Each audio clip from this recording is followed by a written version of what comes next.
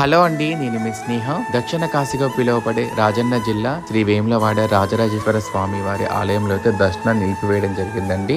So ప్రస్తుతానికైతే దర్శనాలు అయితే మన భీమన్న ఆలయంలో, రాజన్న దేవాలయంలో ఏవైతే మొక్కుబడులు చెల్లించుకుంటామో అవన్నీ కూడా భీమన్న ఆలయంలో దర్శనాలు అయితే మొక్కులప్ప చెప్పడం జరుగుతుందండి.